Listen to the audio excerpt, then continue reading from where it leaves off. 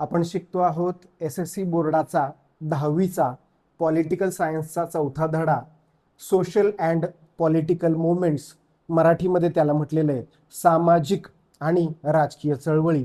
त्याच्यामधला question number 4, question number 3, answer the following questions in brief. Question आहे explain the nature of farmers movement in India, आणि मराठीतून त्याला म्हटलेलं आहे भारतातील शेतकरी चळवळीचं स्वरूप स्पष्ट करा. इंग्लिश आणि मराठी दोन्ही पुस्तकं माझ्या हातात आहेत. आपण दोन्हीमधून शिकवतो, साध्या सोप्या मराठी भाषेमध्ये आणि शांततेत शिकतो. जर हा व्हिडिओ फार स्लो वाटत असेल 1.5 किंवा 1.75 पळवा, तुमच्या ग्रास्पिंगच्या अकॉर्डिंगली तुम्हाला जे योग्य वाटतंय तसं. ठीक आहे, चला सुरुवात करूया. हा महत्त्वाचा प्रश्न आहे.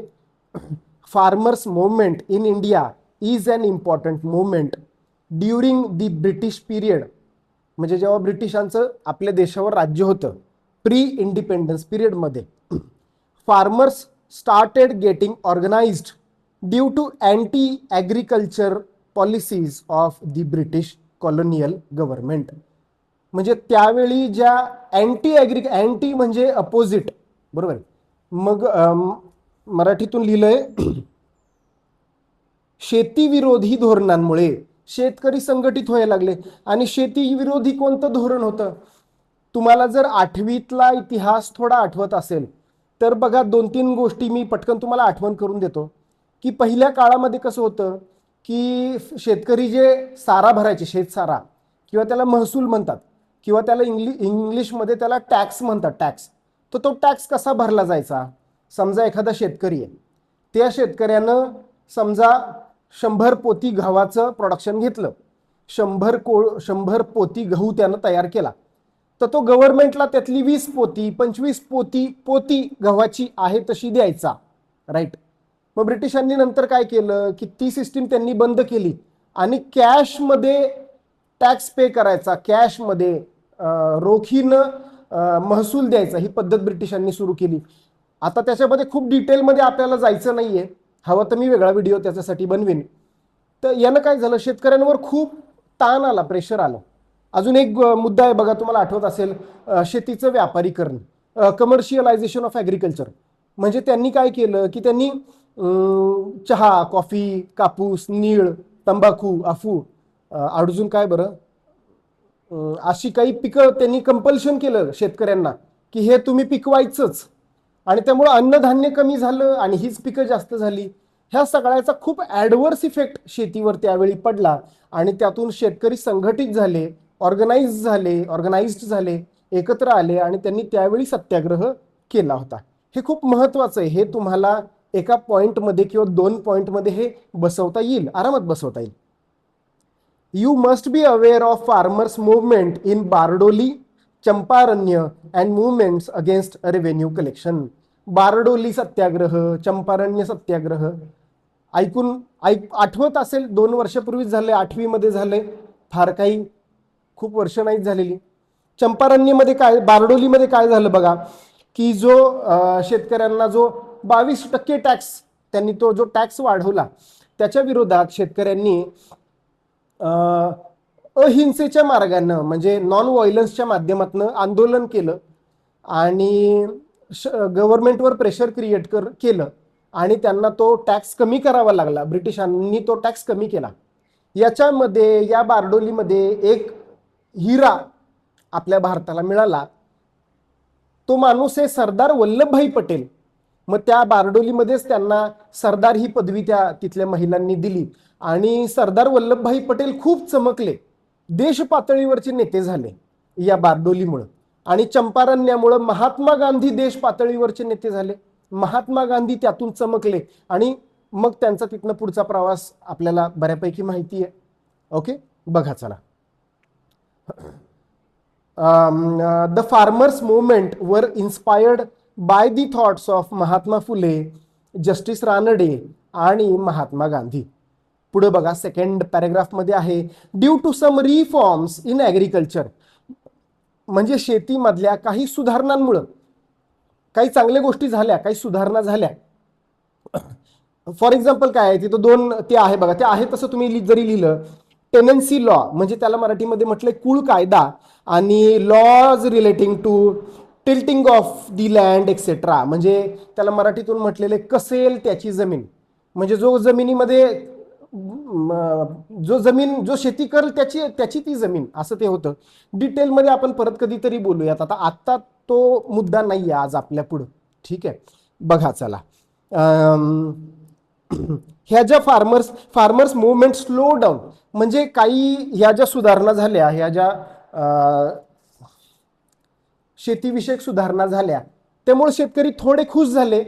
मग त्यांच्या त्या चळवळी वगैरे थोड्या थंड झाल्या, थोड्या बंद झाल्या.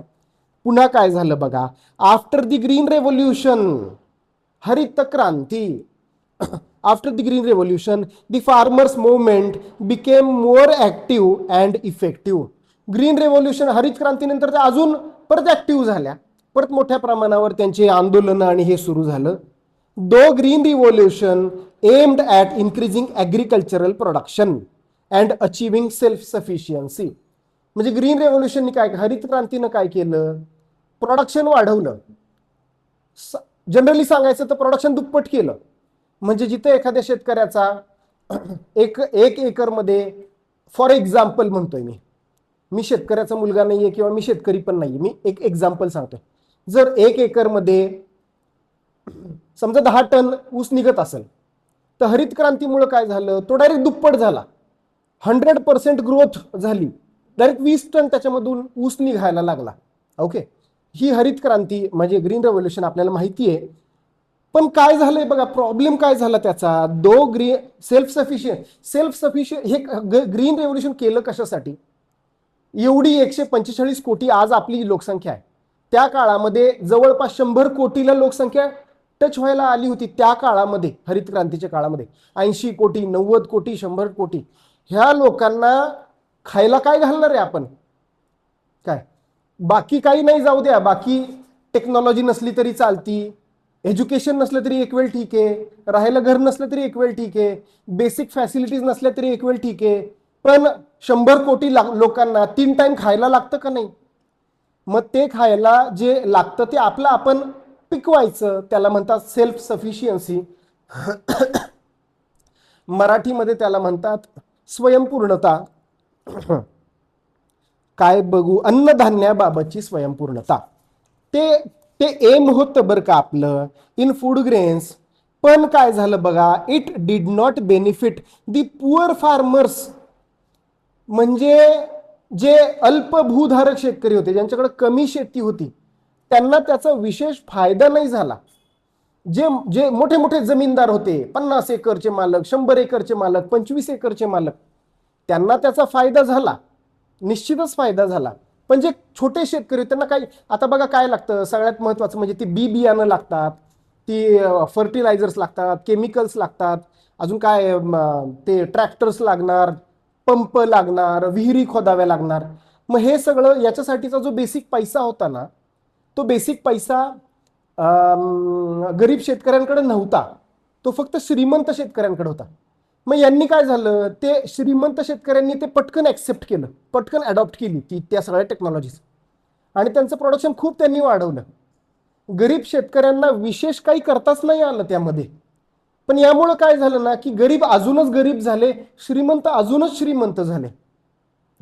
तुम्हाला बघायला मिळेल की काही काही शेतकरी प्रचंड श्रीमंत असतात, अक्षरशः फॉर्च्युनर मधून फिरतात काही काही शेतकरी, आणि काही काही शेतकरी इतके गरीब असतात की ते आत्महत्या करतात.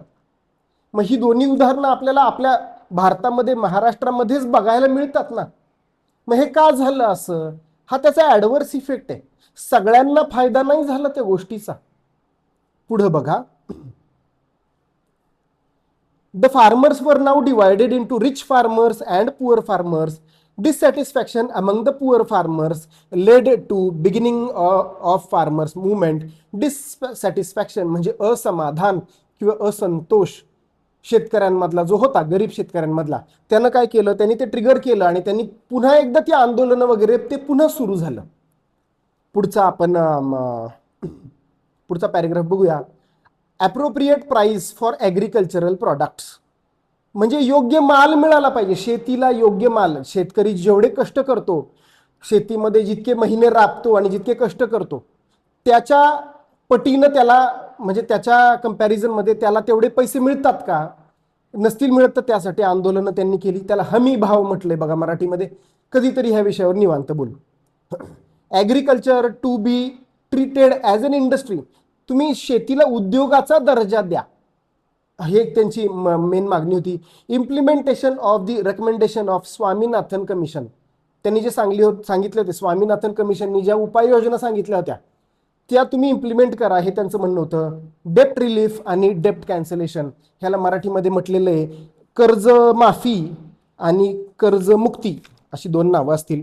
कर्जमाफी आणि कर्जमुक्ती आणि राष्ट्रीय शेतीविषयक धोरण या शेतकरी संघटनेच्या प्रमुख मागण्या आहेत. इथं इंग्लिशमध्ये म्हटलेलं आहे national policy for agriculture are some of the demands of the farmers movements. पुढे बघा कुठल्या कुठल्या संघटना आहेत. चौथा जो पॉईंट, चौथा, पाचवा, सहावा जो पॉईंट तुम्हाला टाकायचा आहे त्याच्यामध्ये ही 3 नावं तुम्ही टाका, तुमच्या उत्तराचं वजन वाढेल. हे एक्झाम्पल दिले, आपल्या उत्तराची क्वालिटी वाढते, आपल्या उत्तराचं वजन वाढतं. काय 3 नावं किती सोपी आहेत बघा. शेतकरी संघटना, भारतीय किसान युनियन आणि all India Kisan Sabha are some of the important farmers organisations in India. 3 नावं लिहा फॉर एक्झाम्पल्स किंवा ऑर्गनायझेशन्स आणि डॉट डॉट करून ही 3 नावं लिहून टाका. एक पॉईंट पण होतो ना आपला, आणि उत्तराचं वजन वाढतं, उत्तराची किंमत वाढते. तपासणाऱ्याला बरं वाटतं जरा ते बघून, त्याचे डोळे भरून येतात. ठीक आहे, आपण बघितलं आता नेचर ऑफ फार्मर्स मुवमेंट. पुढच्या व्हिडिओमध्ये आपण बघूया. पुढच्या व्हिडिओमध्ये स्त्री चळवळ हा जो खालचा प्रश्न आहे तो आपण बघूया. चला, या व्हिडिओमध्ये एवढंच. बाय.